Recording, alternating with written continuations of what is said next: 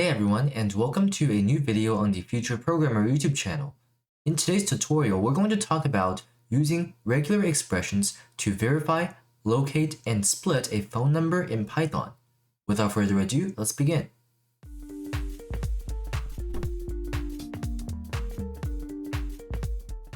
Firstly, let's talk about the pattern of a phone number. For the purpose of this lesson, we're only considering North American phone numbers with the following format, where the +1 is optional. So we have +1 optionally, and then we have a total of 10 digits split up into 3, 3, and 4. And all of these are also valid formats of such a phone number. And that is the reason why regular expressions are useful for this scenario, is because different users could enter a same phone number in different formats. And we want to be able to understand whether that number is valid or not, and we also want to perhaps obtain for example, the area code of the phone number. Below is a regular expression pattern that matches such a phone number format. So we import the RE module of the Python library, and then we define a pattern using re.compile with the flag re.verbose. So in this pattern right here, we have a few lines. The first of which is an optional +1 and space. This may look slightly complicated, but it's quite simple really. So we have this group right here, and then we have a question mark, which means this entire group is optional. Inside of this group, what do we have? Well, we have a plus, and because the plus sign is a special character in regex, we have to escape it with using a / character. And then we have 1, and then we have this thing right here. So because we're in the verbose mode of compiling a regex pattern, spaces have to be escaped with a / character. So this part is saying this space is optional. And the reason for that is, let's take a look here. So we have +1 here followed by a space. And then we have +1 here without a space afterward. They're both equally valid phone number formats. So even if we have a +1 at the start of our phone number, we do not necessarily have to have a space afterward. So this is optional, which means here we're making not only this entire +1 optional, we're also making the space after the +1 optional as well. And then we have an optional opening parentheses, and because parentheses is a special character, we have to escape it with a /. So we have an optional opening parentheses, an optional closing parentheses, inside of which we have a total of 3 numerical digits. So we're using a quantifier of 3 times to repeat numerical digits.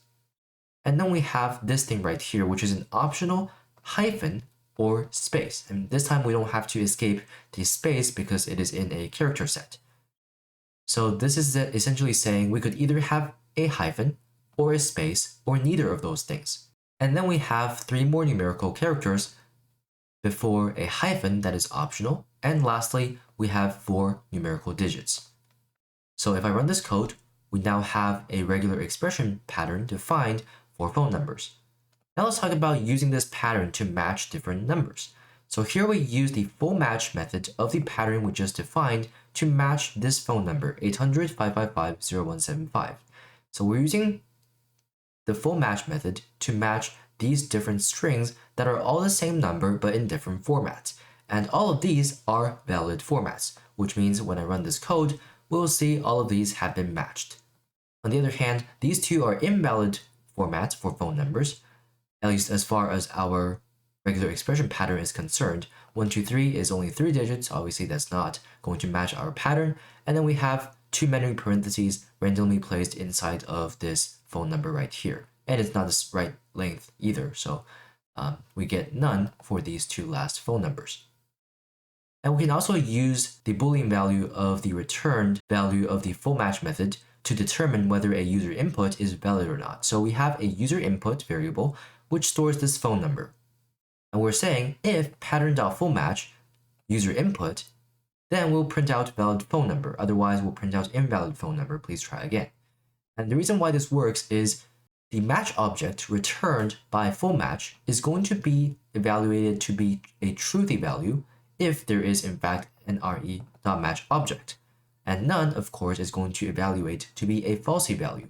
So here we have a truthy value because this is indeed a valid phone number, which will cause the full match method to return a match object.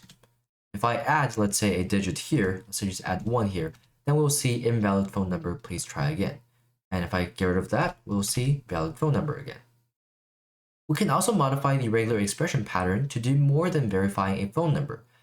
So here what I have done is I have added grouping to the different parts of our phone number. So originally we just had this, but now we have parentheses around these things, around these numerical digits, so that we can later on grab the value inside of these parentheses and use them. So we can run this code, and let's take a look at this cell right here. Pattern.search, my phone number is +1, blah, blah, blah. And if I print out MO, we'll see the match object right here with the full match of the entire phone number. But we can also use the group method of the match object to obtain the different sections of the phone number. So group 1, as you can see here, this is the first set of parentheses. This is going to give us +1. And then group 2 is going to give us 800. Group 3 is going to give us 555. And group 4 is going to give us 0175.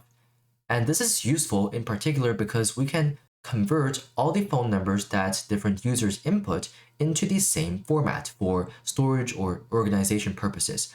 So here we create a variable num, which is equal to an f string, so a formatted string that looks something like this. And the reason why I called .strip on the first group is because this is returned actually as +1 space. Now, of course, if I get rid of this, then it would not be the case. We'll just have +1. But if not, then we'll have a space afterward, which we probably don't want to have in our converted phone number. And then we have the second group, the third group, and the fourth group. And if I print out num, we'll see this phone number right here with the correct number, but just in a different format. And perhaps this is the standard format for a certain company's logbook or something like that. And we can save this number into a database of many numbers, and they will all look similar enough to search through or something like that. And that's all for today's lesson. I would encourage you to experiment further with the regular expression that we developed in this video, and to consider features such as extensions, additional formats, edge cases, and more. While we do it, remember to have fun.